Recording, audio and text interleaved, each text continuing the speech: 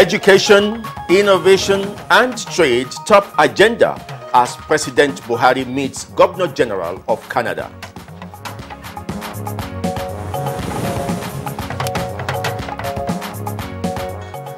INEC clarifies position on House of Assembly by-election and APC primaries in Rivers State.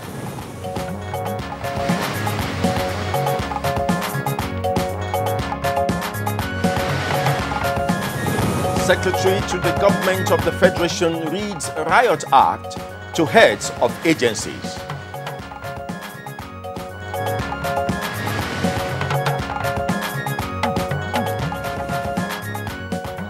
And on Good Morning Nigeria today, our focus is on population explosion in Nigeria.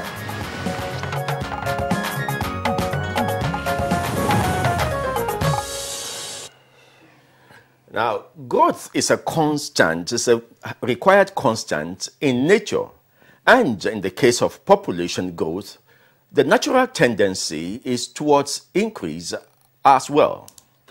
Well, an accelerating birth rate, a decrease in infant mortality, and a rise in life expectancy most times would lead to unregulated and staggering growth in the population figures, the type that obviously concerned persons have drawn attention to with regard to Nigeria's population, which they now regard as a demographic time bomb.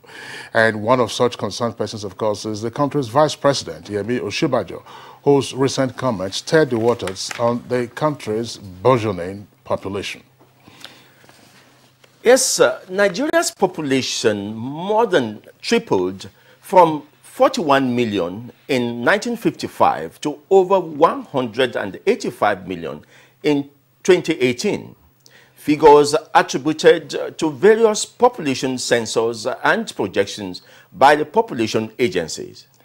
Now, Nigeria's population managers insist that the current population growth rate, which is not less than 3% and therefore translates to some 7 million births annually, is quite high, and that it represents 19% of all births on the continent of Africa and 6% of births worldwide.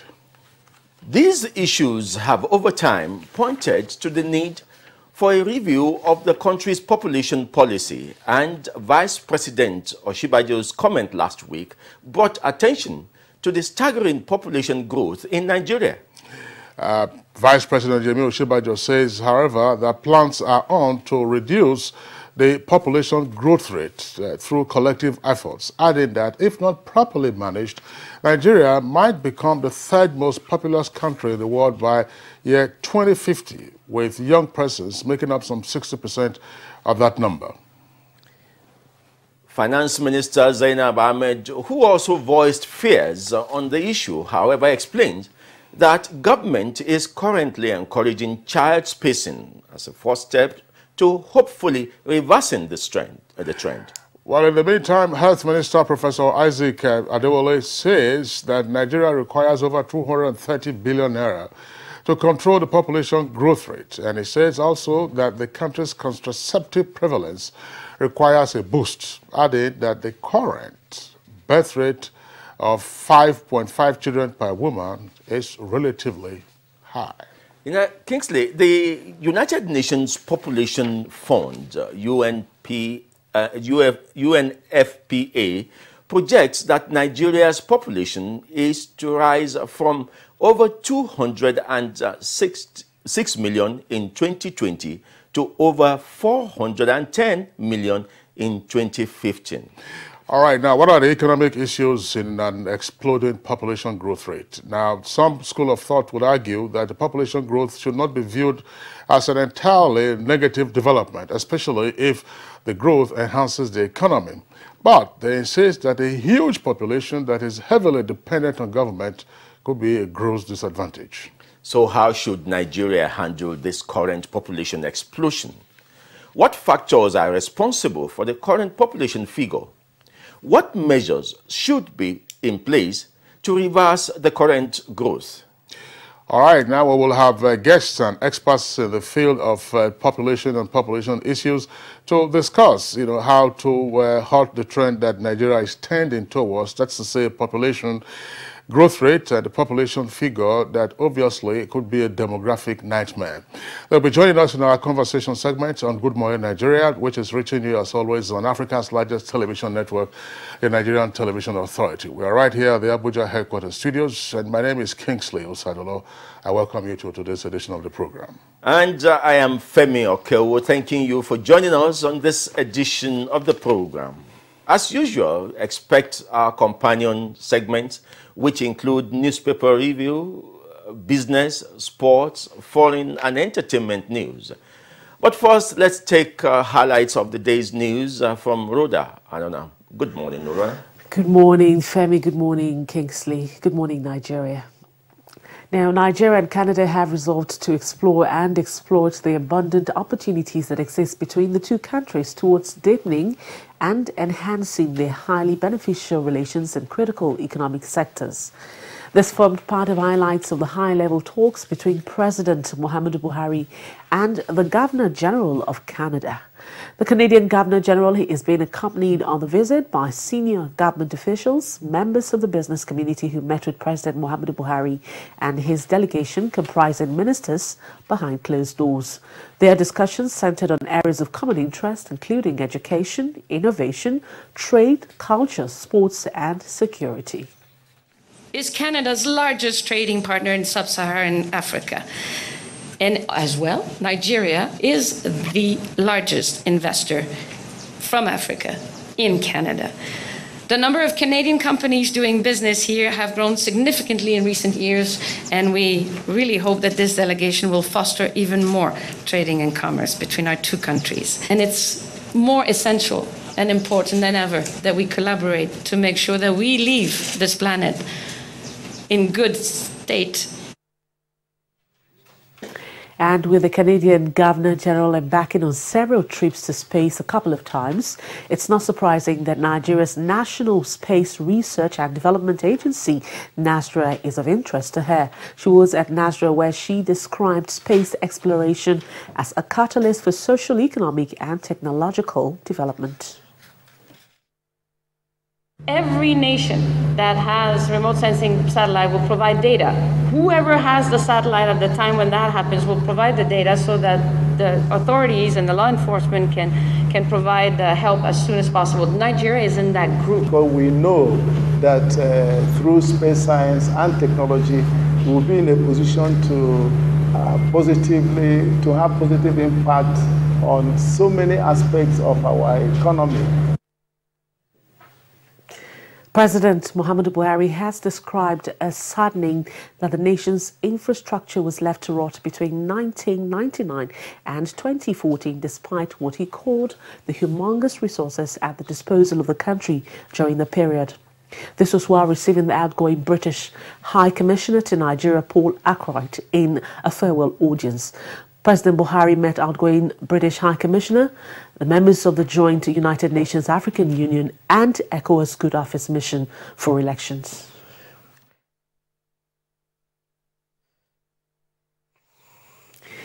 The Secretary to the Government of the Federation, Boss Mustafa, has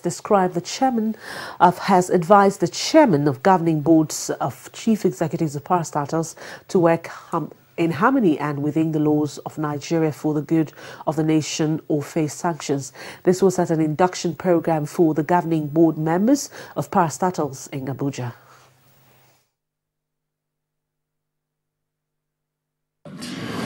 Categorically, let me state this. Governing boards do not have the powers to suspend or remove a chief executive appointed by the president without recourse to due process. You might, however, articulate infractions, investigate wrongdoings. Hopefully, the threat by the Nigerian workforce to embark on industrial action may be averted. The government side of the tripartite committee set up by the federal government on the new minimum wage held a special meeting this Monday, and that's towards finalizing the position of all stakeholders. Chairman of the economic management team and vice president of the country, Professor Yemi Osinbajo, earlier had a closed-door meeting with some of the members. Some of them include the governors of Zamfara, Osun, Kebbi, and Plateau states, urging them to persuade others to make their offers known for further actions on the new national minimum wage. The meeting will continue today when the committee is expected to meet with the Governors Forum for further deliberations. The governors are yet to come up with a figure for the new minimum wage, and this is regarded as one of the lingering factors in resolving the issue of the national minimum wage with the workers' union. We had a very fruitful meeting, which necessitated the governors having further meeting, and the chairman is here. It's mandated by the vice president, His Excellency the vice president, to go on with the meeting. The Independent National Electoral Commission, INEC, has given reasons for the conduct of by-elections into the Rivers State House of Assembly and possession of INEC on the Supreme Court ruling on APC primaries in Rivers State.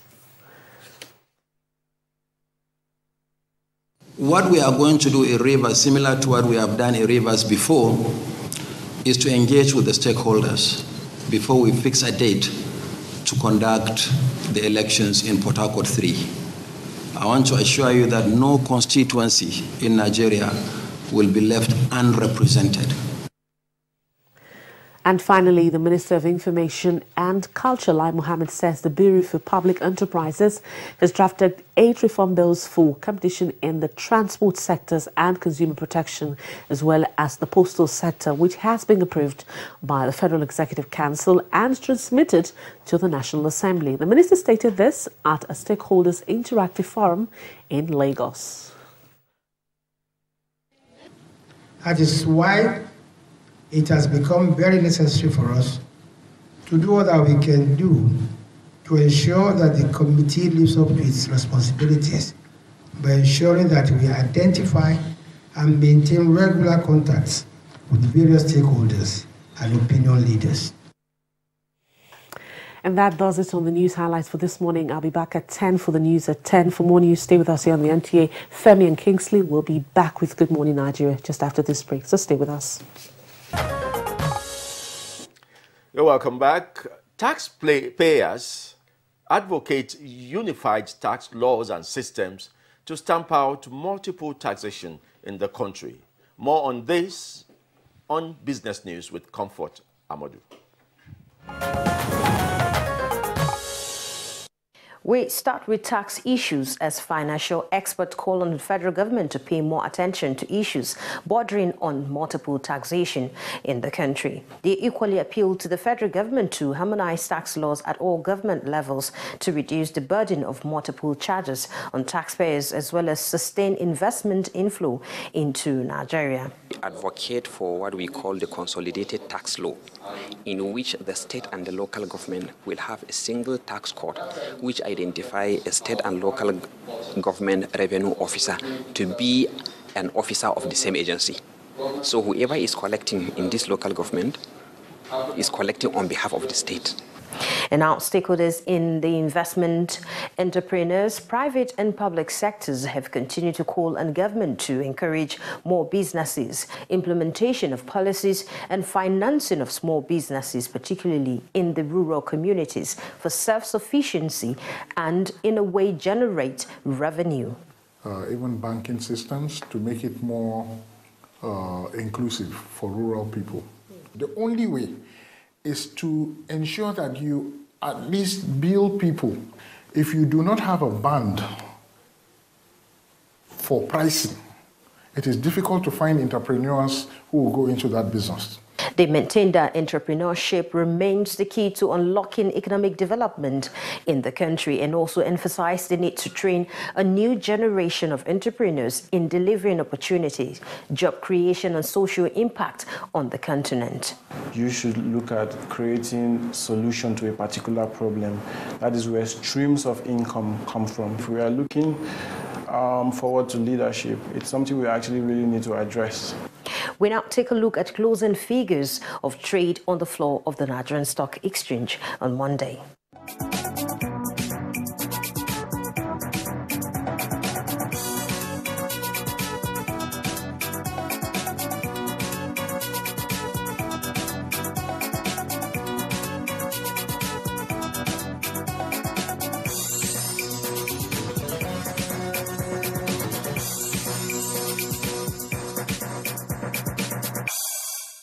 And with that, we conclude business news. I'm Comfort Amodu. Many thanks for watching. All right. Thank you very much, Comfort Amodu, for the business package. Next for us now, we'll take a look at some of the headlines in some of today's newspapers.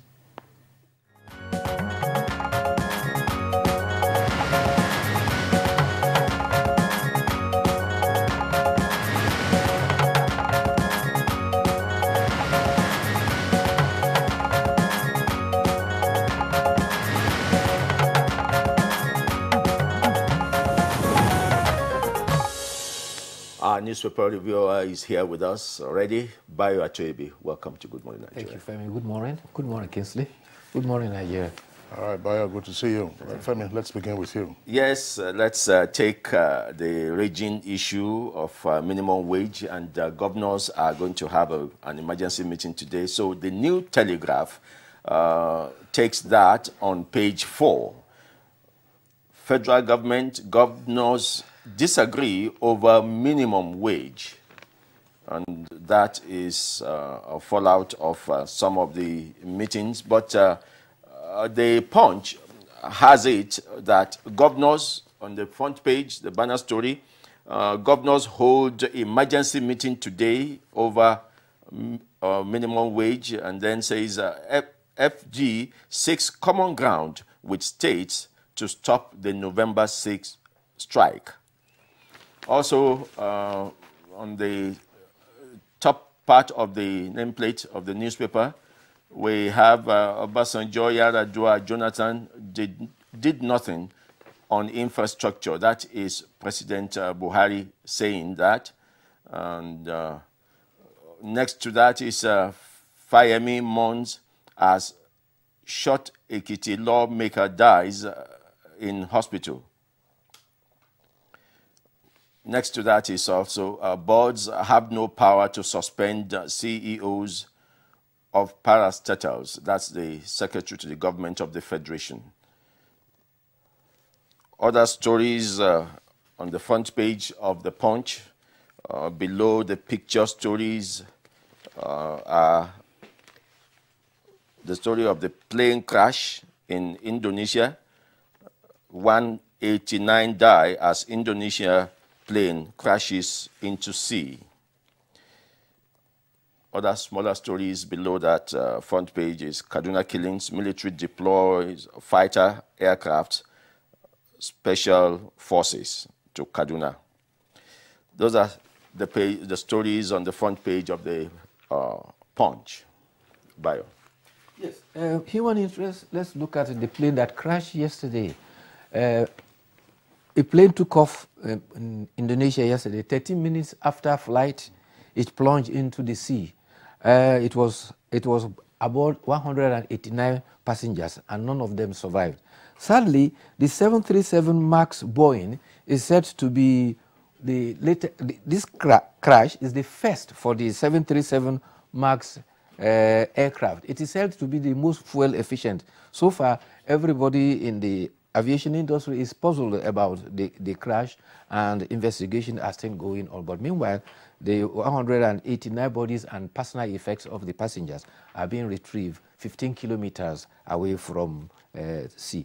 Now the issue of Are you leaving just before you leave the issue of the plane crash in Indonesia? Yeah. Unfortunately, Indonesia is buffeted by natural disasters. It belongs to the so-called Pacific Ring of Fire. Yeah. And is therefore prone to earthquakes, tsunamis, and now you're having this air crash, 189 persons. Now, the intriguing aspect of this crash, as you said, is a Boeing 737 MAX airliner, is that it's a brand new aircraft. Yes.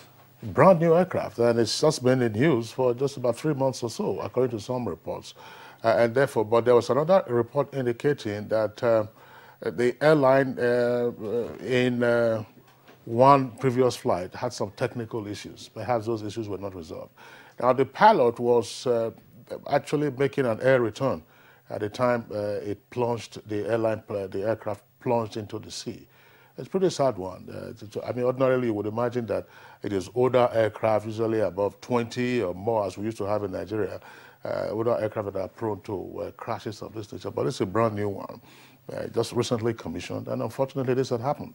Yes, since the air pilot was having a return, apparently he had noticed something was wrong and he was trying to, for safety, to return to the airport. But unfortunately, he didn't make it. Mayday, but he didn't make it. Sadly, but if you recall, around that same ring, that was where the Malaysian aircraft disappeared. And it took several years. The Malaysia to yes, China, that's... for several months. Yes. Before debris of it were discovered somewhere very close to Australia. Australia, no, somewhere in Madagascar or so off the coast. And of one course, part in Australia, another part in nothing along has just been the Pacific Ocean. Nothing has been heard of what actually happened. Yes. MH370, that's the crash that occurred. So, Bayo, you were going to talk about the minimum wage, I believe. Yes, the minimum wage is a matter of concern to the National Economic Council. There was an emergency meeting yesterday that was held, and no decision was reached, but Chairman Governors Forum assured that today governors will take a firm decision. There's disparity between the amounts that is being demanded. Labor had come from 65,500 to 30,000, which organized private sector has agreed. Federal government is still at 24,000. State government at 20,700. But you will require an agreement. These are the crises that it's not easy to resolve. Labor is firm saying that 18,000 cannot take the worker home. And sadly, it's a paradox. Nigerian public service is said to have one of the lowest wage in the world. And ironically, the Nigerian political class, particularly the bicameral legislature, is said to have one of the highest wage bills in the world. Why is it that the poorest, the lowest civil servant always suffer salary arrears and non-payment? The highest paid politicians don't suffer any such salary payment. However, if you look at the economy of the states, do they have the capacity to pay? We can take two examples. For instance, in Kogi State, the wage bill, as at now, is about 4.48 billion. They still have, at least as at now, about 2 months arrears. They still owe, they have not paid. If you take 30,000 as a minimum wage, it means a 60% increase. Therefore, that state will end up with a wage bill of about 7 billion, when currently it cannot pay 4.4. Benue is another example. Its wage bill, until it was pruned down, was about 8.2. But when they pruned it down, it came to about 7.9 because they eliminated the ghost workers. If you increase it by 60%, what situation are you placing Benue State? So there are several examples across the board, but there's no gain saying the fact that the worker is done in because his wage cannot take him off. That's right, but just beyond the issue of wages, we also have to consider the macroeconomic environment. Yes. What are the indices showing us? I mean, if you don't tackle some of the macroeconomic challenges, whether you pay minimum wage of 100,000 or otherwise, virtually at some point will become a wage that cannot take you home, or a pay that will be inadequate. So it's those macroeconomic issues that we should continue to tackle, and we know what the indices are, and then, of course, what rates that we have to address. But let's take a look at the Daily Trust newspaper.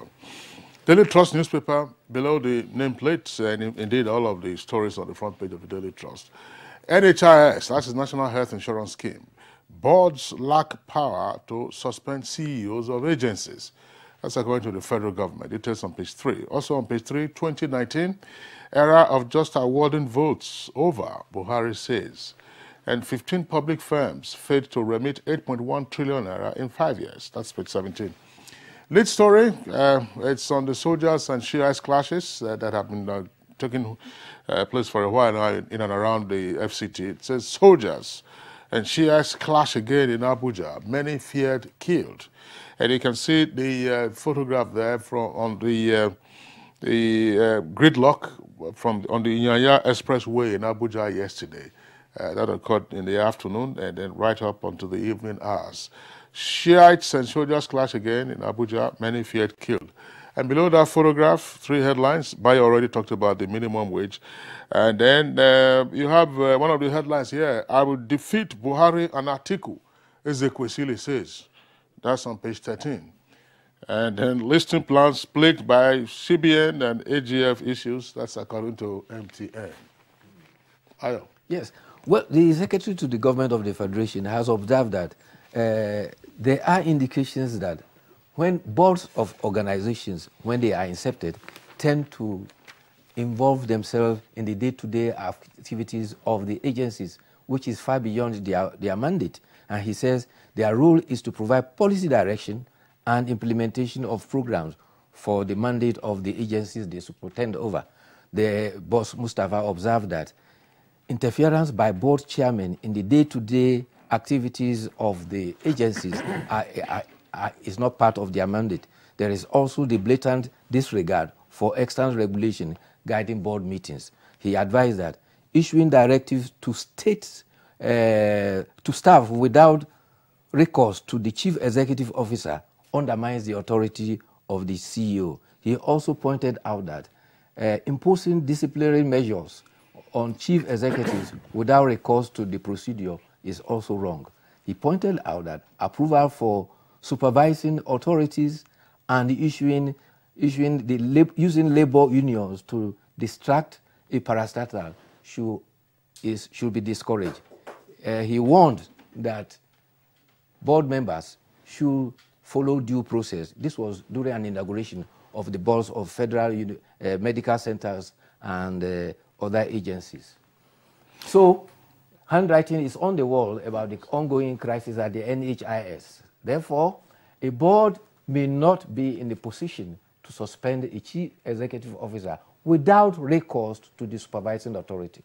For termination of appointment, the appointing authority is the only one that has the authority to terminate. Without recourse to due process, supervising authority and due process. The supervising authority is the minister. Okay. The chief executive officer of a parastatal is appointed exclusively by the president. And most often than not, it is through the office of the minister. Okay. That is the supervising minister. Bayo, I think that what we are seeing here reflects a deep crisis, if you like, in the corporate governance of government agencies, whether at the state level or at the federal level. What is the corporate governance code for government agencies? From what has been said, the stories that have been reported and so on and so forth, how then do you draw the organogram? What is the role of the board of directors? I agree that you have seen some boards that have been overbearing, overreaching themselves, and then participating in the day-to-day management. That is wrong. Clearly it is wrong. But on the issue of appointment and discipline and removal, suspension, by the way, is not the same thing as a sack. No. All right? But how then do you design the organogram? What are the reporting lines? To whom does the CEO of a government agency report? What is the role of the board? Is it only to be awarding contracts? You are talking about policy. Now, if you formulate a policy and the CEO, for instance, is not abiding by the policy formulated by the board, what is the recourse of the board? So I think that these are issues that need to be clarified. I mean, the government will need from time to time to spell out what the corporate governance code is for government entities. I think it's important because if private companies, they do that. I mean, publicly quoted companies, they do it. And incidentally, also for self-regulatory organizations, they also have their corporate governance code. So I think that this is a matter that needs to be clarified, because you might then get into a situation where if the CEO of a government agency feels that, well, listen, I can bypass the board and the board can do nothing to me, then of course he begins to act on the frolic of his own. What happens in that case? In fact, that was why the public service reform was there to brief members of the board, in the sense that it was to put them in the right perspective of the policy direction of government. That is to say, the role of the board is primarily advisory on the basis of policy. The board basically has no role to play in awarding contracts. If the agency decides about a contract, the role of the board is to advise about the necessity of the contract. There is a procurement procedure for which the chief executive officer, as an accounting officer, presides over. The board has no role at all to play there. Bayo, see, when all of this controversy arose, there was something that occurred. Universities have governing councils. Yes. What is the power of governing councils over the staff of universities, including the vice-chancellor? That's one issue. Details that they will need to sort out. And the issue is less of policy than governance, corporate governance. How is that entity run? If you formulate a policy and the management, the board is not part of the management, and the management is not carrying out the policy, what is the recourse of the board? And more importantly, what is the responsibility and liability of a board of governors or a governing board? What is their responsibility? What is their liability? I think I agree with you that all these nuances need to be sorted out so that we have less conflict within the system. That's right. Yes, we'll go to the editorials now, but there's one issue that concerns many Nigerians. Many Nigerians travel with night bus and these luxurious buses. And there's front page of the Punch, accident, young Shaigo asked to compensate victims' families. That's a very big issue that must be put on hold. And then the presidential panel exposes fraudulent leasing of Abuja land. Those are two major stories that in the coming days we shall be following. And then editorial. The editorial is from Daily Sun. It's on page 15. The Daily Sun, it says new minimum capital for microfinance banks. Well, yes, the central bank has provided a new guideline for new minimum rates for these banks. In fact, last month, the central bank issued notices about revocation to about 154 microfinance banks, 6 primary mortgage banks, and 22 finance companies. This is part of the measures by the bank to sanitize it. Now, a new standard has been issued for them. There's going to be an increase for unit microfinance banks from 20 million to 200 million. Those of state microfinance bank is from 100 million to 1 billion, while those of the national microfinance bank is from 2 billion to 5 billion. The whole aim is to ensure that they are well on sound ground and are able to function effectively. This has a deadline of 1st April 2020, so there is time for them now to gather enough resources, either through seeking further capital to enhance their status or go into measures to survive if they are not able to meet that deadline. And it will go a long way in strengthening the socio-economic status of the microfinance bank to help the socio-economic development in the nation. All right, Bayo Atoyobi, I would like to thank you for being with us today. See you tomorrow. Tomorrow will be another day. Thank you. Thank you. Okay, it's Good Morning Nigeria still. We'll take a short break now. When we return, we'll deal with our topic for conversation this morning. Let's start off our discussion on population growth or explosion in Nigeria by taking this background report from Kunle Adeyeye.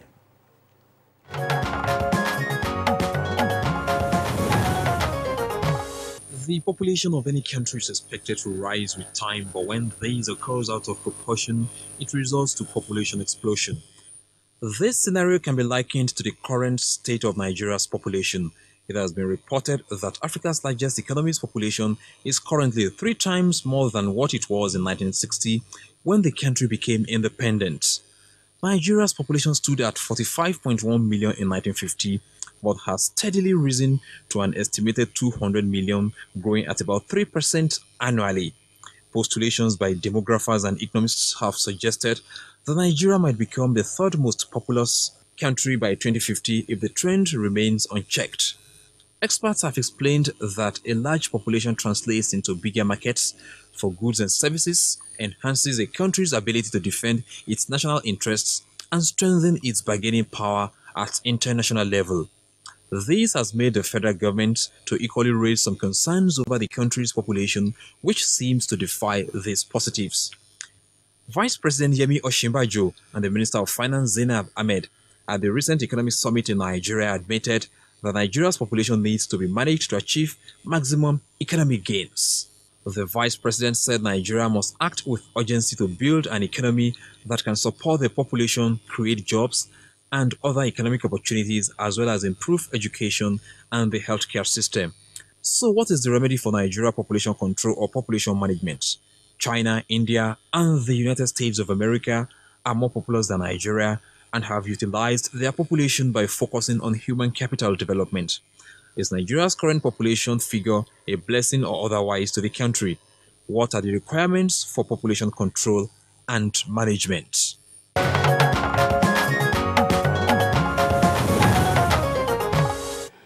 All right, thank you very much, Kunle Adeyeye, for that background. We have guests with us in the studios to discuss this issue in greater detail. First, would like to welcome from the National Population Commission, Usman Maruf Kolapo. He is a population statistician and currently acting director of Census. Mr. Kolapo, pleasure to have you with us on the program this morning. Thank you. Good morning, Nigeria. Okay. Also here with us in the studios, a familiar face on Good Morning Nigeria, is an associate professor of economics at the University of Abuja. It's also former director of National Planning Commission, Dr. Nazifi Darma. Dr. Darma, pleasure to have you with us. Good morning, Nigeria. Okay. We also have here with us in the studio Dr. Ejike Oji. Is of the IPAS, but he has actually switched over now. He's on a population special assignment. Dr. Oji, you're welcome to Good Morning Nigeria. Thank you. And still with us in the studio, we have the acting Nigeria representative of the United Nations Population Fund, Dr. Eugene Konya. You're welcome to Good Morning Nigeria. Good morning, Nigeria. All right, gentlemen, pleasure to have you with us. Unfortunately, we appear not to be gender sensitive in discussing this topic this morning, but regardless, we'll just fire on. By recalling statements that have been made in recent times with regard to Nigeria's burgeoning population figures, there are estimates that Nigeria is now not less than 198 million and pushing 200, by the way.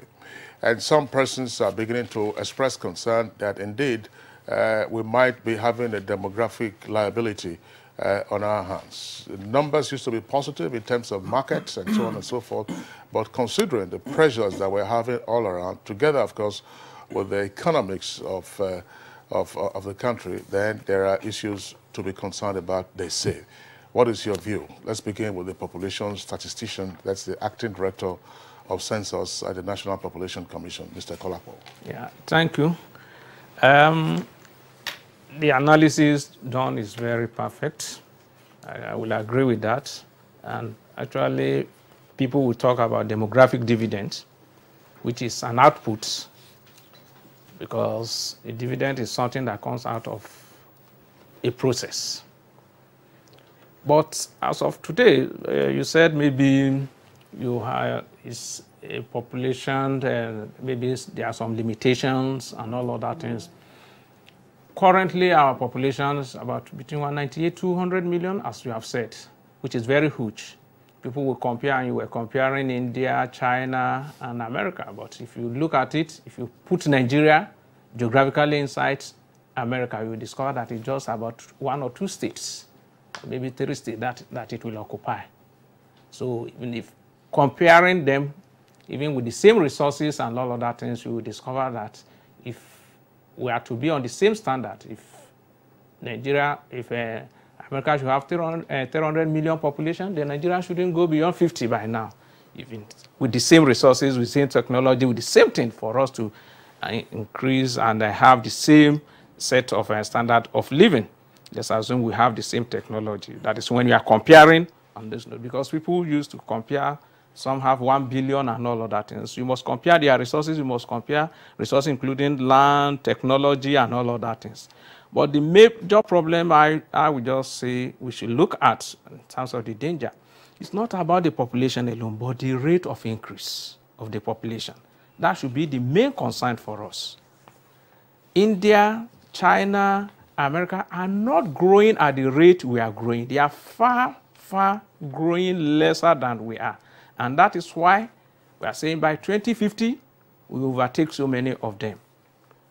Because if we are going at this rate of about 3.2%, fertility rate about 5.5, that is an average of 5.5 children per a woman in this life birth period, is very great compared with those that have what we call replacement level, like Britain, America, and all other things that has maybe about 2 or 2 point something per woman. So if we are going at this rate, the problem is definitely there, because I'm not an economist, but the reality is that our economic growth, our resources, including technology and all other things, are not growing at that pace at which our population is growing. A typical example, if government says he has created 4 million jobs this year, some people say, where is it?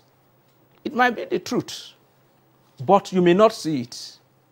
The reason why you may not see it is that, take for example, in Nigeria, that is adding about 4 million population every year to the population.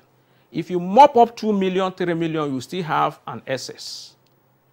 And that is why even if you double the spending in maybe 20 years from now, you might not even improve the life of the Nigerians. Because doubling the spending and the population has gone beyond the doubling, is more than double, then you cannot even meet the current standards. Between 2006 and now, we have had an increase of more than 50 to 60 million people added to the population of Nigeria. We are talking about 140 million in 2006, and we are now estimating even, let's put it at 190. If you remove it, that is 50 million additional. Those people that were in government were managing 140 million. Currently, they are managing 190 or 198 million. More than 58 million people have added to it, including those that have exited by death or by migration. Those that have come in, their needs has to be taken care of.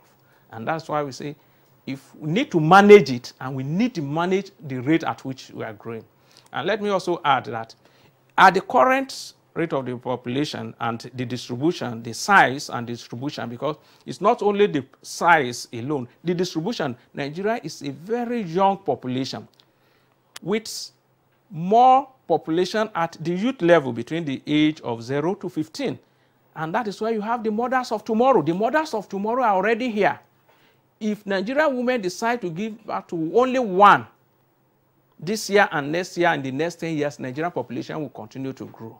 Because if 40 million people decide to add one person to the population, that is 40 million. How many people will die or how many people will migrate? Maybe 10 million. So you are adding another 30 million to it in the next maybe 10 years, even if you decide to go by one. So the population will continue to grow, but the rate at which it's growing is what we must check. Dr. Ejike, let me come to you, because you are the chairman of the Association for the Advancement of Family Planning. And I know that possibly as this program tries to solve a problem, family planning too, you have been in the society. You know the difficulty of reaching the people you want to reach, the elites and the common people. When we talk about population explosion, The elites, in my opinion, possibly are easier to even talk to. The local population, how do they key into this? In your studies, who are the people who are the sources of this population explosion? Yeah. Thank you, Femi. First of all, I want to agree with our brother from the National Population Commission. For us, we feel that we're in a demographic crisis already. And then if you look at why demographers will say you're in a crisis, there are three key things. One is you have a very youthful population. 45% of our population is below the age of 15. 60% of our population is below the age of 30. That's a very young population. And it's called dependent population. And then the second one, if you have high rate of immigration from your country to other countries, if you look at skilled labor immigration, you wouldn't so complain because $27 billion come into this country from diaspora and economy. But the one that is worrying is the immigration of non-skilled people. I remember in 2006, I was in Norway on the invitation of the Norwegian government when they were trying to craft their reproductive health policy for Africa. One of the key things the International Development Minister asked me, Dr. Oche, how come every single day 13 commercial sex workers come into their country from Nigeria? 14% of all the people who cross the tempestuous sea of the Mediterranean to seek for greener pastures in Europe, we hear it's about are Nigerians. We were shouting, nobody listened, until recently we saw plane loads of Nigerians being brought back from Libya. Then the third one is when nationals are killing nationals. Remember, it started in 2004, OPC in the southwest, militancy in the Niger Delta. Some of us were shouting, nobody listened. Then came kidnapping in the southeast. We are shouting, I'm from the southeast. For almost 4 years, I didn't go home. Because once you put up a amount of this and you want to build a house, they'll come for you. We were shouting, nobody listened. Then came the religious crisis on the plateau. I remember one gentleman, a senator, then called me when they said, Dr. Oje, are you a prophet of doom? Because I went around the country and I was talking about these issues. I said, I'm not. Just look at, use societal imperatives. You can make some deductive reasoning and know what's going to happen next. And I said, more will come. Came Boko Haram in the northeast. We were still talking about Boko Haram. Now we have the so-called herdsmen killings. And Nigerians are just targeting on herdsmen. It's not herdsmen killing. This is just a symptom. The main reason is that we are overpopulated, like he correctly said. So we need to address it. And that's why in our association, a few of us that were chief of parties of international... Sorry, can you tie overpopulation to rising violence? That's what I'm saying. How can you tie it? I want to see it. Like I said, there are three main things. I've talked about immigration. I've talked about youthful population. Then nationals killing national. Those are the three things demographers will see, and they will tell you that you're in a demographic crisis. Okay? And then when we saw, some of us that are chief of parties of international organizations, so we are tired donors, multilaterals or unilaterals giving us money for our family plan. We need to pay attention and bring our government to understand we are in a crisis. And that's how the Association for the Advancement of Family Planning came into being. And we were able to convince the last administration to put $3 million on the table so that UNFPA and the USAID and DFI that have been giving us a lot of resources. Let's bring something on the table, show that we're serious. And in this administration, under the leadership of Professor Adewale, we got another additional million, making it $4 million to put in the family planning table for commodities. But you see, the problem we have, or the challenge we have here is the federal government is doing quite a lot. Where the problem is at the sub-national level. The states are just behaving as if they are not supposed to be part of the development process of the country.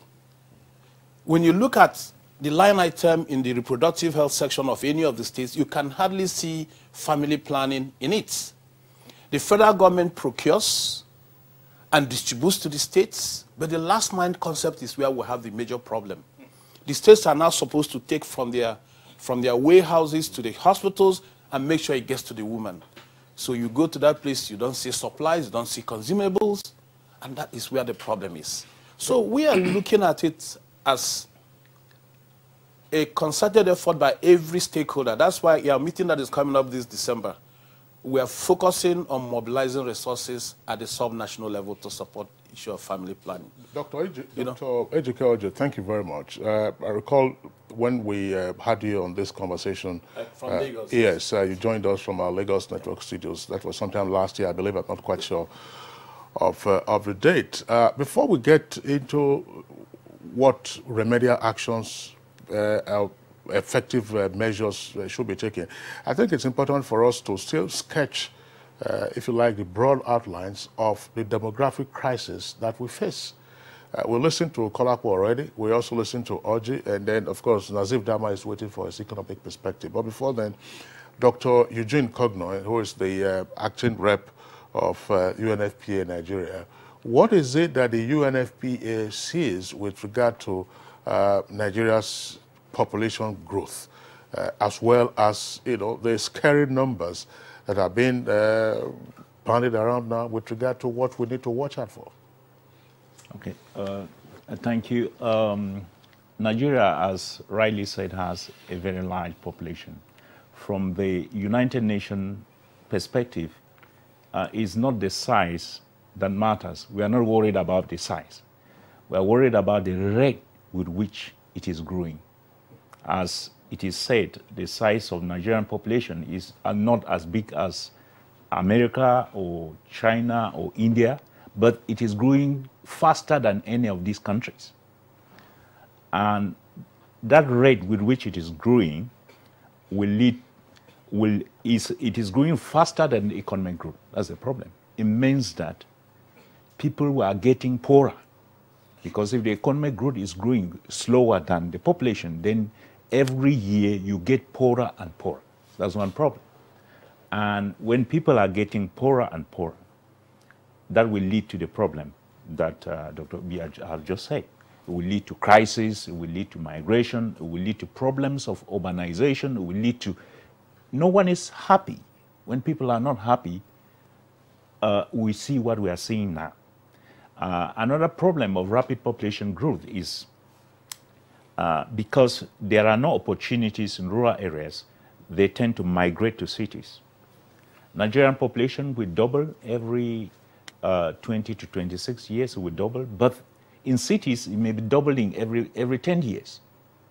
And suppose you are the government in a city where the population is doubling every 10 years, it means that even if you double the resources every 10 years, people will feel that you have not done anything. You ask this government, you have not done anything. We are not feeling it. Yeah, that's right. We are not feeling it. If you increase the number of doctors, increase the number of teachers, double them every 10 years, they will still not feel. And if you don't double, then the education system is falling. People go, they are packed in class, they don't have the quality education they deserve. The health system is collapsing because of that. And we find that the next problem that we are facing in terms of population is the age structure. I'll mention the rate with which it is growing, and the next problem is the population structure, the age structure.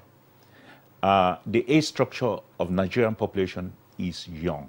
It is dependent population, hugely dependent, with fewer people at the working age and are taking care of this huge amount of children. And it means that the living standard cannot be there. We don't feel, because you work and you are taking care of almost everybody out there. We want a population structure where the dependency ratio is better, where there are fewer dependents, and then the life will improve. And that is what we talk about demographic dividend. It only happens when the working age is almost as equal or slightly bigger than the dependent. And then they are able to take and work and save, and life improve, and the whole country get out of poverty. It can happen if a few people are working for a large amount of people. So what do we do in this structure? what the United Nations will recommend is voluntary family planning. People have the right to decide freely and responsibly the number and spacing of children they want. If this happens, almost 30% of Nigerians who want really not to have children, they continue to have, simply because they don't have access to family planning services. If we just give them, those who want to really just to stop or to space, if we just provide family planning services to them, we will go a long way to improve these issues. All right, Dr. Koglu, thank you very much. Again, we'll return to you to drill into the measures that we'll need to take to deal with some of these numbers that are quite scary as they are tumbling out. Dr. Nazifi Dama, from your perspective, what are the pertinent issues to worry about and why? Well, it is simply impossible to extricate our being tagged the headquarters of poverty of the world with a rising population that is extremely dependent. It is a problem that has been hampered upon for too long a period of time, but we seem to be living and continuing in an opportunistic development strategy perspective, and I will expatiate on this. If a head of a house has a wife and has 2 or 3 children, and he is expecting the woman to give birth to 2 additional children or 3, he knows that in 3 to 5 years, the 2-bedroom flat may not be too sufficient for him. At individual level, that person may end up planning to get maybe a 3 or 4-bedroom flat so that the family can have a comfortable living. A nation of 180 million people undertaking developmental interventions in a blinded manner without carefully using the demographic figures and the necessary statistics to plan for developmental intervention across every sector of the economy, we are only allowing for disaster to happen. Every single mouse that is born in Nigeria requires a given quantity of calorie of food to survive, require a minimum number of liters of water to use per day, require access to health facility, require access to education, require certain amount of megawatt of electricity to use. And these are economic imperatives, and they don't just happen. Government at all levels have to plan for this to happen. And unfortunately, we have abandoned the culture of planning, and that is why we are seeing what we are seeing today. The competition for economic resources arising from expanded population will continue.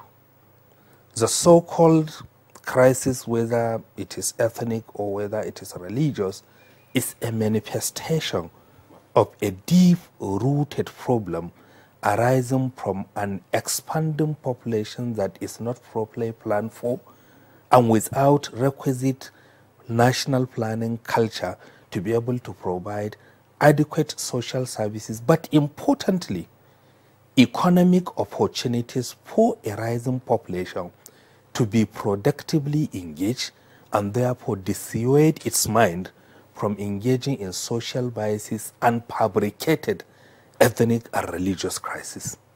And I think if we understand the issues from this perspective, I think it will be important for us, to all of us, but importantly, as some of my colleagues have said, for the subnational entities, states and local governments to partner with the federal government towards working as a team so that we can be able to know exactly what is the requirement per our population in terms of access to health, how many doctors do we need per every ratio of population, how many additional schools do we require to build, what is the teacher-pupil ratio?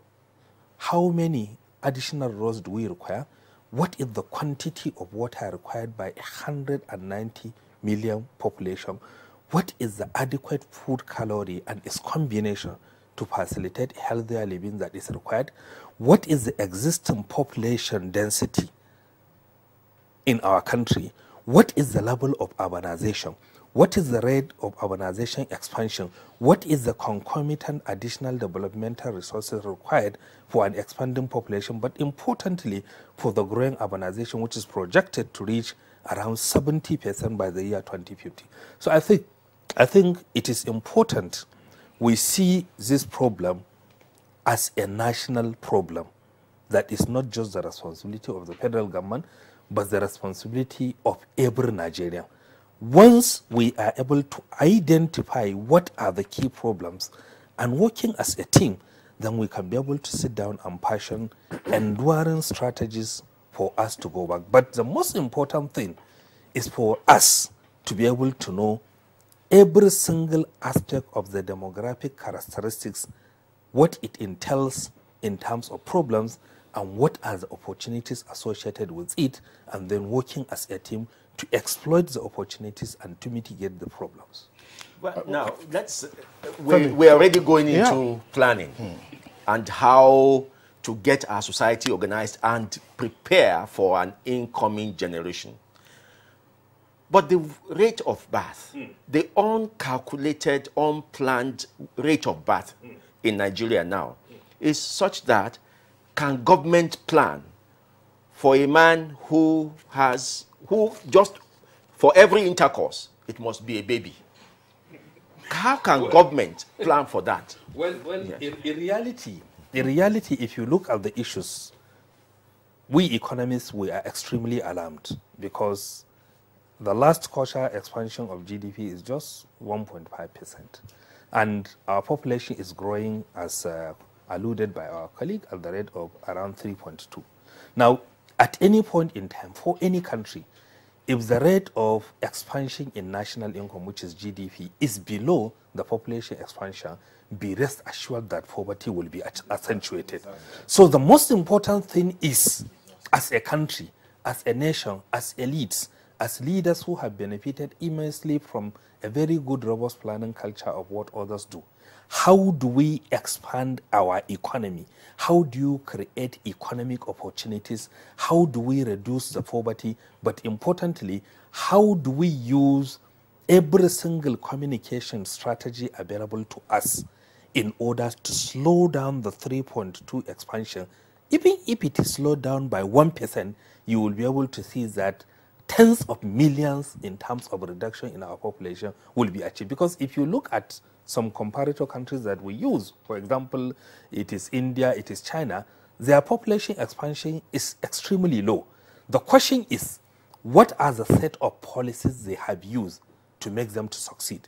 How do we domesticate such policies? Or what are the specific innovative policies can we be able to bring in Nigeria that are in line with our cultural, religious, and whatever peculiarities in order to slow down this demographic disaster that we are seeing and is unfolding?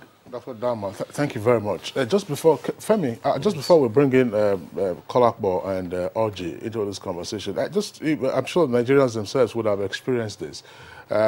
If you take a base year, say 20 years ago, or 15 years ago, look at the city the city that you are familiar with, or the city that you have lived in. And you can imagine the pressure, the human pressure that you are seeing in the cities today.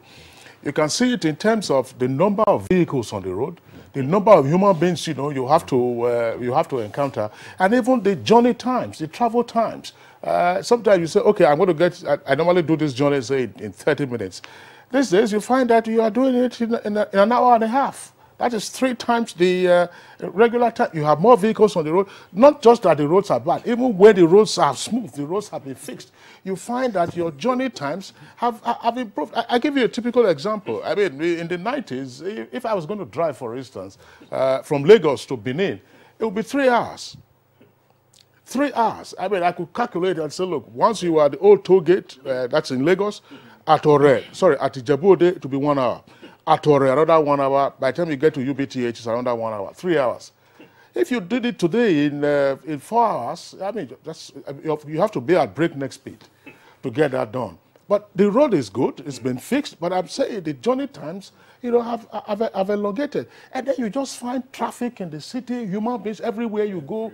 You're just seeing people, and as I said, I mean, these are the issues, but how did we achieve this, what is obviously a challenging growth rate of 3.2%? What were the policy gaps? Let's return to the NPC Acting Director of Census. First, I will agree with the last speaker, because why are we planning? We are not planning for the trees and all other things. Even if we are planning for the trees, we are planning it for our own benefit. That is the first thing we must have. And the next thing is that we must allow the reality to come to bear with the average person in Nigeria, not just the elite. If you look at it, if you concentrate on the elite, you look at a man in Asokoro having a big house, has 3 children, and the gate man will have 15. That's it. Because everybody is taking insurance for the future. Why the owner of the building is taking insurance in his wealth, the gate man is taking insurance in the children that I don't know who will become governor tomorrow. But unfortunately, he will overstretch the little resources he has on the 15, and he will not be able to take care of any one of them appropriately. So these are the realities that we must allow people to realize. That if you have 15,000 and you have 15 children, there is no magic, there is no witchcraft, there is nothing you can do. It is an average of 1,000 per child. What will 1,000 naira per child do for you? It's not a witchcraft that is haunting you. It is your resources and the number of children that you have. Then, when you allow people to realize this, it also gives you more burden. Because, take for example, simple malaria, at the first instance, for someone that has little resources but smaller family size, can decide to go and take the drug at the instance, and the thing can go down. But you that have 15 children with the same resources, 15,000, with another person that has 2 children, you may decide not to even care about that malaria until it becomes something endemic. And your resources will not be able to take care of it. That's why they say we are poor because we are poor. One of those things is to enlighten the people. That is campaign. I agree we can bring the contraceptives and all other things. The uptake must also be there, the willingness of the people. And it's for us to allow people to see reality beyond rhetorics and talking theories. Allow people to see the impact. Let me give you a typical example. In 2007, I was delivering, that is analyzing the census for the Northeast, and I was in Bauchi. I said, Northeast is the least in terms of literacy. Oh, they said, no, it can't be, and all other things. People go to Quranic education and all that. Maybe I said, yes. I said, literacy means ability to read and write with understanding in any language. He said, yes. So it's okay. How many of you that are in this hall, whose children and wife can read and write and say, I'm coming, please wait for me, in Arabic? Don't talk about English. Or if they write it and put it down that my mother has gone to the river, he can read it, and all of that things. They all came to reality that is the situation. Yobe is the least in terms of literacy.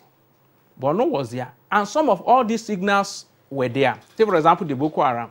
Some of us are surprised, but not totally surprised. Take, for example, we knew that Maiduguri was growing at a very high rate, apart from something like Lagos. Not in terms of the volume, the total number, but in terms of the rate at which people were migrating through desertification and all other things. When we did concurrent analysis, look at 1963, look at some villages and all other things, we discovered that some of them, we couldn't see them in 2006 census and 1991 census. They have gone into extinction because of desertification, overgrazing, the footprint of human beings has taken care of that. And people are migrating towards Maiduguri, and it was becoming very large. And the youthful population, as we are talking, is also regional differences are there. We must face reality. And this thing. So immediately this thing was coming up. I said, oh, there is a barrack in quotes of army where people can recruit, because you have now moved the youths, unemployed youths, uneducated in quotes, unskilled, into a point that we call Maiduguri or a city a point. So it is now very easy for someone to recruit easily, because you now have an army camp, not the Nigerian army, an army camp. Unlike before, when people are scattered all over the rural areas, in which for you to get 10 people into your army, you must maybe traverse about 20, 50 villages. It will not be so. So these are part of the problems when you are having people moving towards the urban, and they are not prepared for the urban something. Someone that is not skilled. The urban is a consuming society, and it needs mostly skilled labors. So one of those things I will just say is that first we must avoid the twos, T double zeros. Too early, too early to marry, or giving birth not below the age of 18.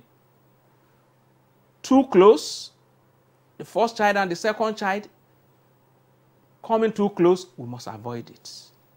Too late, we must also avoid it. Giving birth after the age of 35 for a woman and all of that things, 40, getting to 40, that is very risky.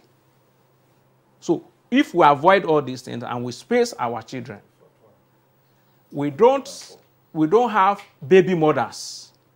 When the person giving birth is also growing, is also a baby, and is giving birth.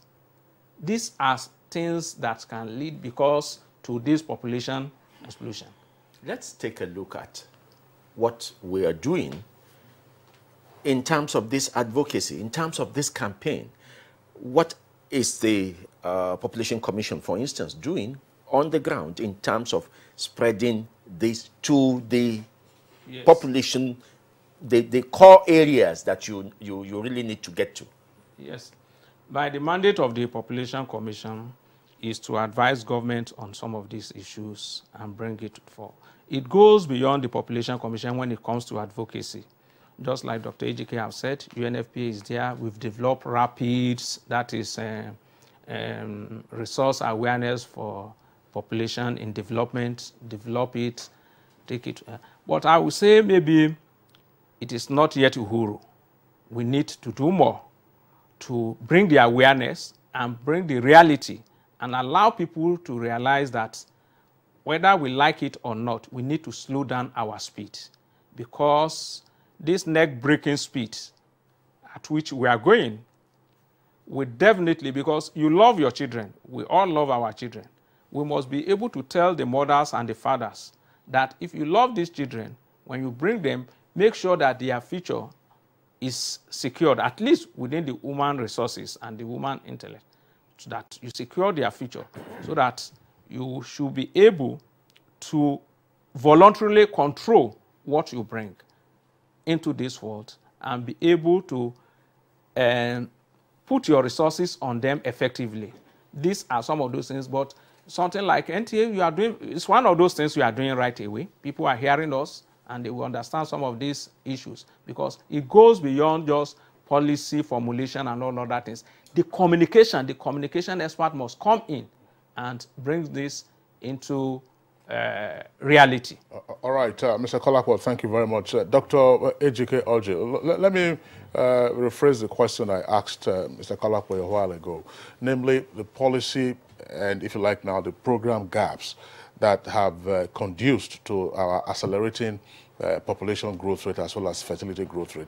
And then tie that up with what you were saying earlier as to what appears from your perspective to be the abdication or total neglect by the subnational entities in dealing with what is obviously a demographic crisis in Nigeria. Yes, thank you.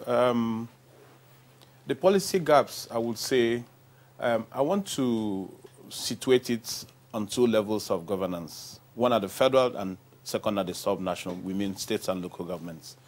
At the federal level, during the last but one administration, let me say by the Obasanjo regime, if we take our governmental heads of state perspective, historical perspective, like I said, some of us looked at what was going on. As development experts, we felt that we were abdicating our responsibility as a country, and then as citizens of the country, that we needed to start shouting, as it were. And that's why we decided to form the association. And one of the key things that we did in order to wake up the consciousness of our policymakers, what he did mention, RAPID. RAPID is a tool that you use to, in a very graphic way, show leaders what is going on. And then in that RAPID, you have to do peer review. We peer reviewed Indonesia. If we say it's religion, Indonesia is almost Muslim. Morocco, even Iran. These are Islamic countries. Let's say it's religion. And then you could see Iran, their CPR is 75%. What is CPR? Contraceptive prevalence rate. That means if there are 100 women, how many of them are taking modern methods of fertility control? You get the point. Meanwhile, that was less than 10% at the time. And Iran was 75. 75. You get the point. So you knock off religion on that, Thank you. If you say you're a Catholic or a Christian, at the time we were speaking, Italy, where the Vatican resides, is about 60-something%. So nobody can use religion and then wink us. But the important thing is that when we saw this policy gap, we decided, first of all, to encourage government to start putting money on the table. Because they say you put your mouth where your money is. That's why the federal government now started putting money for commodities purchase. But the federal government also did something very novel. They crafted a family planning a blueprint, so to speak, to be able to, which led to the costed implementation plan. How much is it going to cost us to even roll out this? And then developed a communication plan. And then also recently launched it and said the green dot. Anywhere you see the green dots, it means that you can walk in there and get family planning services. But before then, with the encouragement of our association, the federal government made family planning services free in all public sites. But like I said, this is at the federal level. At the state level, because health is on the concurrent list. You get the point. So the federal government cannot prescribe to the states, but they can advise. They can do policies covering the whole country. But the states are not doing the same. This is where the policy gap is. The states are not doing exactly the same. Some of the states, there is an accountability mechanism that I chair. We brought about 18 states to look at what is going on in terms of how much are the states putting in their basket for health. At the federal level, we are doing barely 4-point-something instead of 15% that we say we should do as an African nation. But the states, some of them claim they are doing 15%. But we actually looked at how much that was actually being released was hovering around 4% again. But nothing was going to family planning. So you can see that the problem in terms of policy gap is at the state level. And that's why all our advocacy are going to now. Like I said, in our next meeting, we're making it a major trust to advise the government. And we're also working with the Federal Minister of Health to see how we can get into the Governor's Forum to bring these realities. And I can tell you, I always say, for people who are leading, you need to show them hard facts. In 2006, I decided to see how I can link poverty, maternal deaths to some of these issues. I took a 10-year span, 1996 to 2006, and I was amazed what I saw. In the northeast, or first of all, in the northwest, poverty level was 71%. In the northeast, it was 72.5%. In the north central, it was 64%. In the southwest, it was 35%. No, 36%. In the south-south, 34%. And in the southeast, it was 24.5%. When you now look at the fertility levels. In the northeast and the northwest, it was 7.2% fertility rates. Whereas on the average in the south, it was between 4.2 to 4.5. When you now look at why are women dying, or where are the deaths occurring, 70% by a Packard study about 10 years ago showed that all the people who are dying are below the age of 18. And I kind of liked what Collap was said about too early, too many. The fourth one is that when you get to the fourth pregnancy, the fifth pregnancy is much more dangerous to the woman than the other 4 pregnancies put together. So you could see the evidence is on the ground. Why is it that our subnational leaders are not paying attention to it? I'm not holding brief for the federal government, but I can tell you we have all the policies generated, we have everything done, and there you can see the continuation of conversation on the issue. Why are the policy Everybody's levels? thinking of building roads, Exactly. building schools, and then We're not these ones developing they will the not be real enough. sector. Yes. And then the other thing is that we must as a nation look at, we're talking about demographic dividend. Our vice president is at the top of that. Luckily, he will be able to come to speak in our meeting. Demographic dividend, if you look at all countries, 1,000 years ago, almost every country is at the same level of poverty. Europe, Africa, America. But something happened. They did 4 key things, some of those that have now jumped up like all the Western nations. 1, they reduced maternal mortality. 2, they reduced, they increased life expectancy. But the 2 key most important things they did was that they improved fertility control, that is, increased their CPRs, and then at the same time made sure there was good health and invested in their young population. All right, Dr. Ejike, thank you very much. You perhaps will have the opportunity again when the other guests also will speak to just repeat some of the things you said. The RAPID that we're talking about, that's the comparative analysis, peer review, to say, look, a country like Indonesia, a country like Iran, for instance, and then a country like Italy, where religion is not a factor in the population growth rate, or rather in the birth control measures that have been adopted. If Iran is 70-something% and Nigeria is hovering around below 20, then that's an issue to worry about. Gentlemen, let's take a short break now. When we return, we'll continue with the conversation, plus, of course, taking the comments that have come in by way of tweets. You're out of forget. All right, you're welcome back. Our guests, of course, are elaborating in private conversations on the issues that we are talking about, and indeed, the challenges that we face and how to deal with those very critical numbers. Once again, to restate it, Nigeria's rate of population increase annually, according to the NPC guest who is here with us, 3.2%. The fertility rate for each woman is 5.5. These are pretty alarming figures. Nigeria's population is now almost 200 million, and you can see the economic analysis that they have also brought on that. Even if you were to create 5 million jobs today, in another 2 years, you would need to create an additional 7 or 10 million jobs. And the poverty rate, of course, is likely to increase on account of the fact that you have many more mouths to feed. Let's take our tweets now, Femi, that have come in from our viewers. Yes, Daily Jack Solomon starts with this and says the federal government must play an active role in family planning programs, especially educating rural women about family planning. It should also use the mass media to promote small family size, but government should not dictate family size to prevent unwanted religious and social unrest in Nigeria.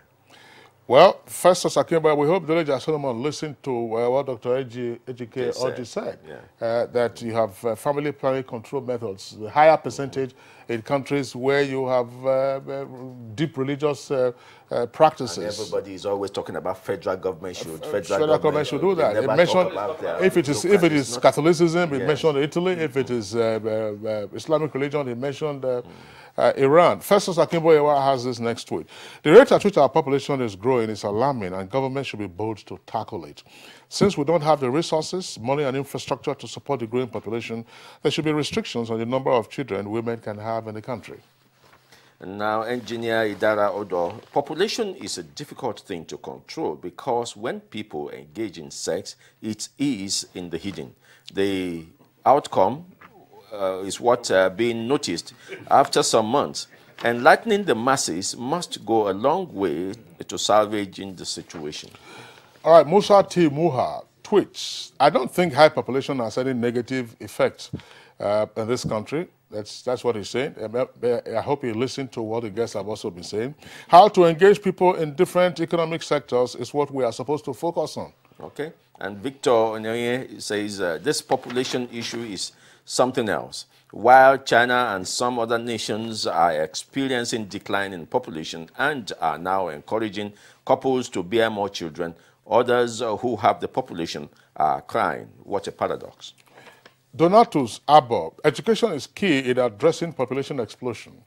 Now, more educated people tend to have fewer children since they always think about expenses. Yes, Chris Simon, as the population explodes, more jobs, more food and social infrastructure ought to be created. If not, there would be problem.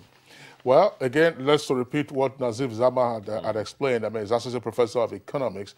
If your population is growing at a rate faster than the growth of your economy, which is the GDP, then you will continue to have this challenge. Then you have to be playing catch-up with regard to how to improve your economy. Sandy Michael Amakoje, it is a good move to regulate childbirth. However, how do we regulate childbirth of those men who marry 2 to 4 wives? Will government also legislate that a man should not marry more than 1 wife? As we think of regulating population explosion, we should also grow our infrastructure. Okay. And Kenneth says population explosion in Nigeria is a wake-up call to all Nigerians, and there is every need to work hard in order to meet up all the challenges. On the side of government, I advise that birth control law should be enacted. Thank you.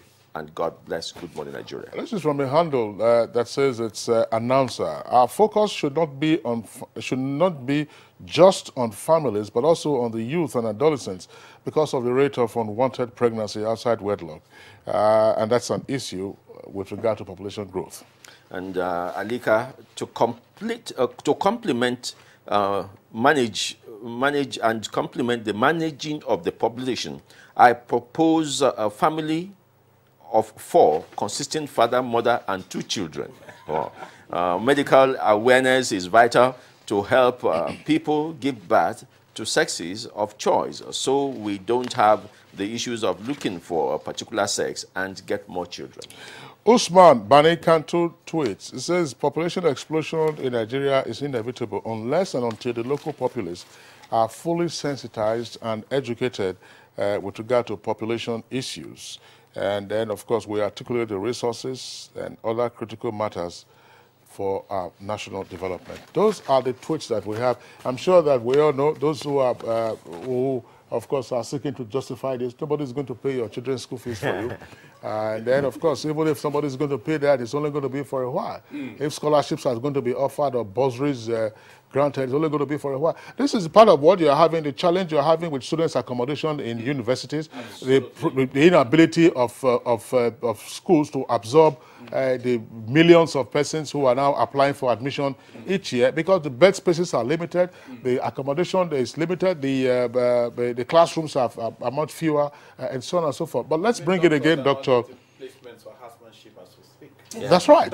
That's right. Dr. Eugene Cognoy, I mean, what role can UNFPA play much more effectively, considering what appears now to be one of our major national challenges, namely the apparent indifference of the subnational governments? Is there a way the UNFPA can kick its intervention through the subnational governments, or it only operates on the national plane?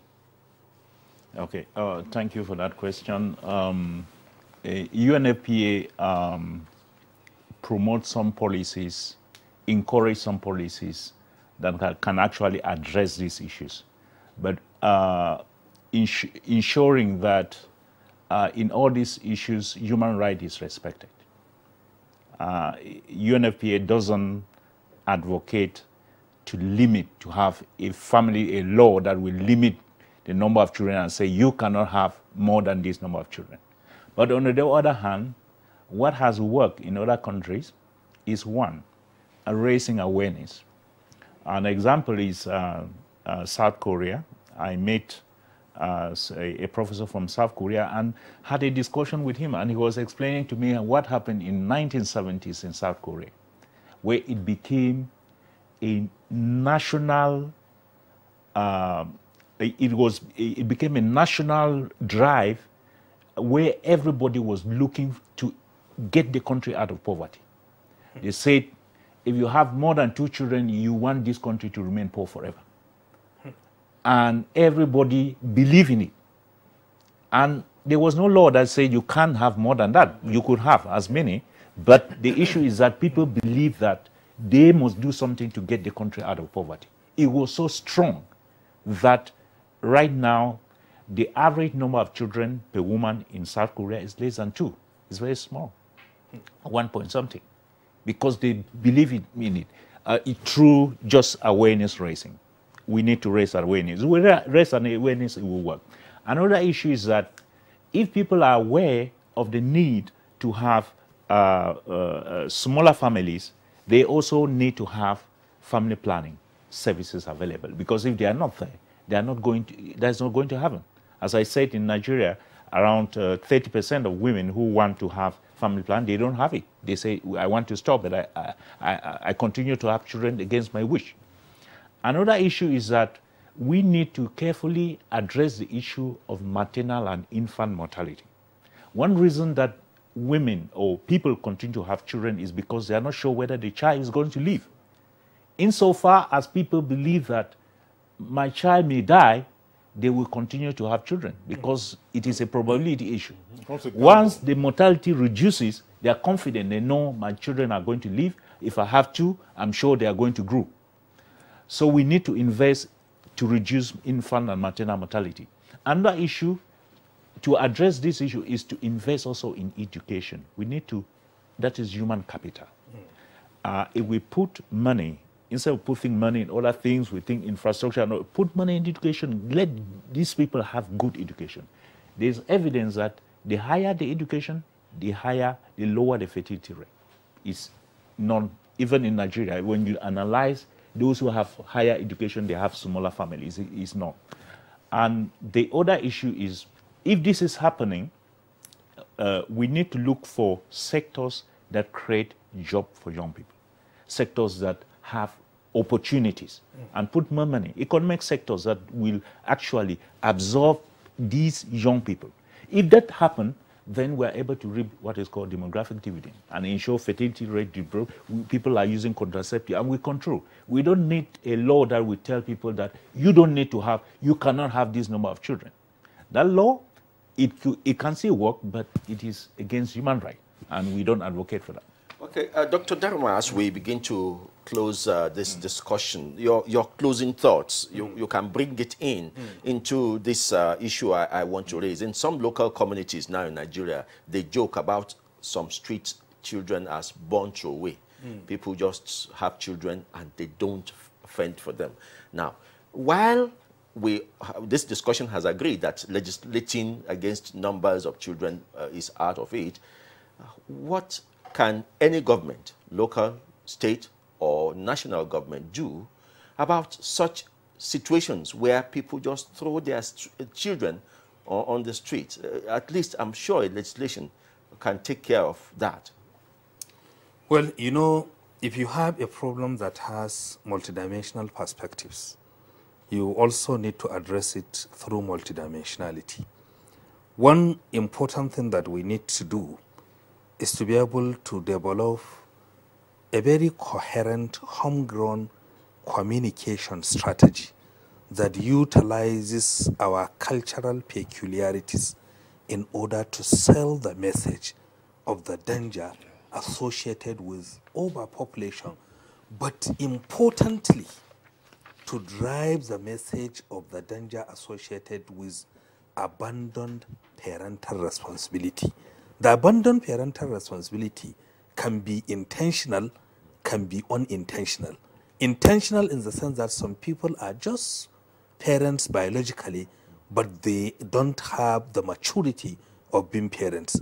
Unintentional in the sense that some people that are responsible enough out of deep-rooted poverty have abandoned the parental responsibility. So while you develop that communication strategy, you must also develop policy framework or inclusive policy framework that bring about every single stakeholder in this process: economists, sociologists, demographers, religious leaders, and everybody that matter, so that at the end of the day, once you develop the policy framework and the communication strategy, it is owned by everybody and it becomes a success.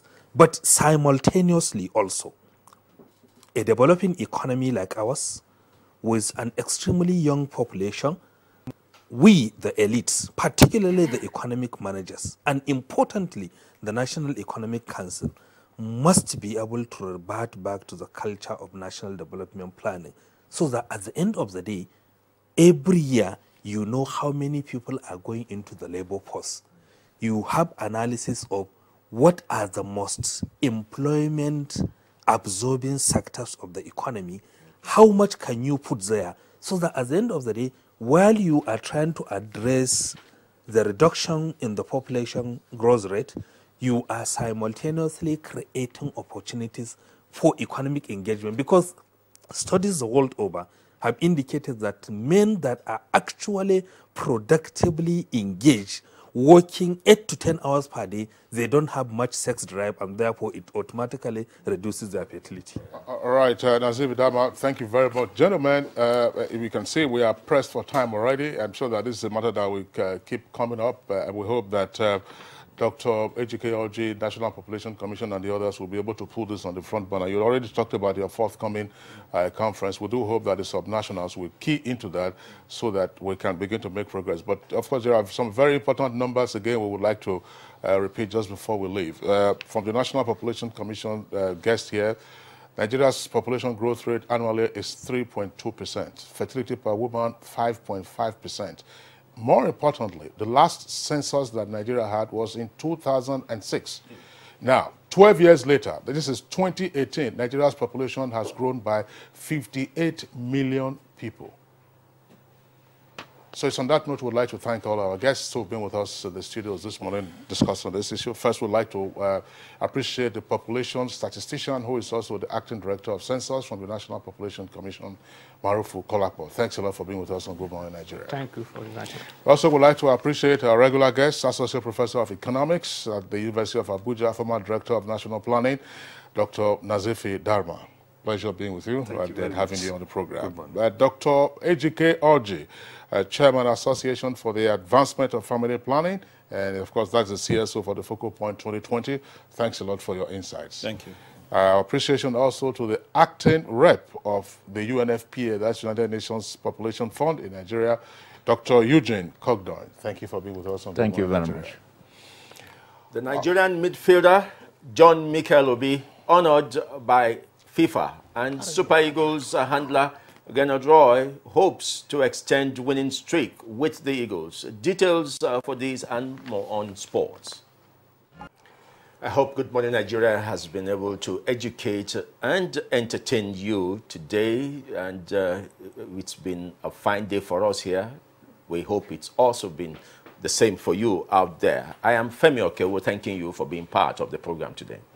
And I'm Kingsley Osadolo. I join my colleague Femi and also appreciating you tuning in. We're back tomorrow same time, and that's 7 o'clock in the morning.